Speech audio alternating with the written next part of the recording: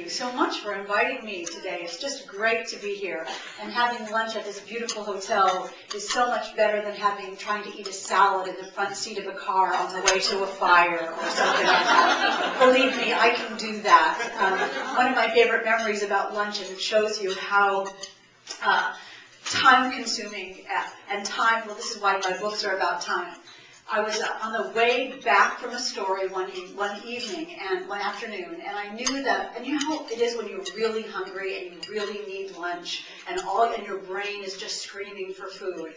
But I knew that my news director was also screaming for the story, and that if I didn't get back to the station really quickly, that my story wouldn't be on the air in time, and you don't want that to happen.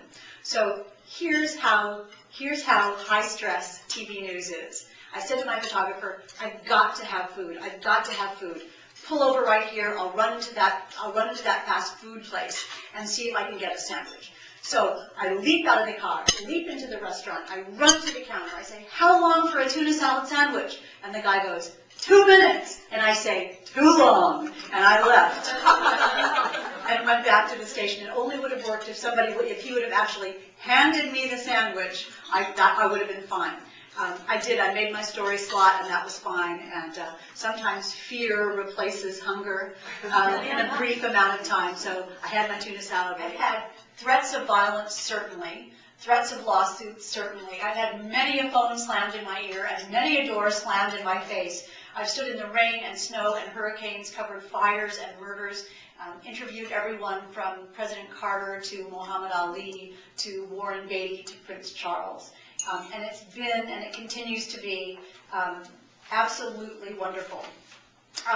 It's hard work. I mean, it's hard work, of course, and it is certainly not glamorous. You know, when you're standing outside and your fingers are freezing and the firefighters are throwing water onto a burning house and the wind is blowing your hair into your lipstick and they're telling you in your ear you're on in 30 seconds. There are days when you think, there is no amount of money that's going to make this worth it. But then when you get to find a story, I mean, every one of those Emmys in my study is to me a secret that someone didn't want me to tell. It's a story that someone was trying to hide, that we discovered, that we dug up, and that we brought to the public eye. So I'm proud of every one of those stories. And one of the things that keeps me going,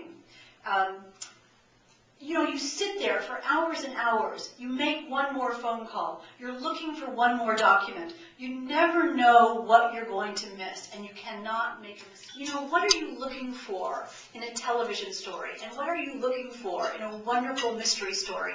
It's kind of the same thing. You're looking to tell a wonderful story, a wonderful, important story, with characters who you care about, with a conflict that's important, that makes a difference. You're looking to make sure that the good guys win and the bad guys get their just desserts. You're doing research, tracking down clues, following leads. And in the end, you want justice. You want a satisfying conclusion.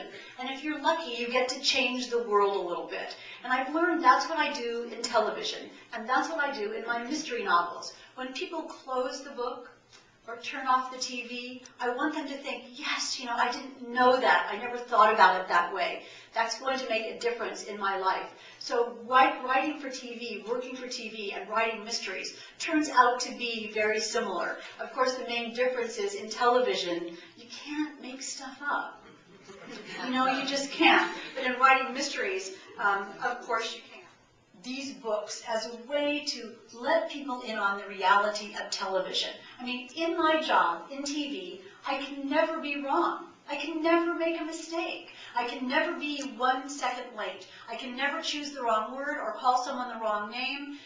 I can never have a bad hair day or pick the wrong clothes because a million people will see it. That is the high-stakes, high-stress job that I've been working for the past 30 years and continue to work at and love. But I wanted you to see that world through the eyes of a TV reporter. What a high-stress job it is, and what a rewarding job it is, and what can happen to you when your job becomes your life. When you're on call 24/7, as you are in TV, there's not really much time for romance. The key to success success in television is to be married to your job. And that's the problem, one of them at least, that gave rise to prime time. My first mystery. Prime time introduces Charlotte McNally. She's a 46-year-old veteran television reporter. I made her younger than I am. And if we have Q&A, we'll have Q&A, right? If we have Q&A, somebody ask me why Charlie McNally is 46. Okay, I want to tell you that, but you have to promise not to tell. Anyway, Charlie is a 46-year-old television reporter who is desperate to find a story because she thinks if she doesn't find a fantastic blockbuster story soon, this will be the time that she is replaced by someone younger.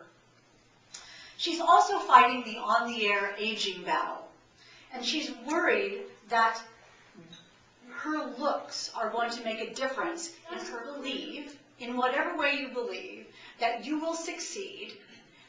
You're going to get to the same place. You can worry about it on the way, or you can just laugh about it on the way. You'll probably get to the same place. So I say laugh sooner and believe in success.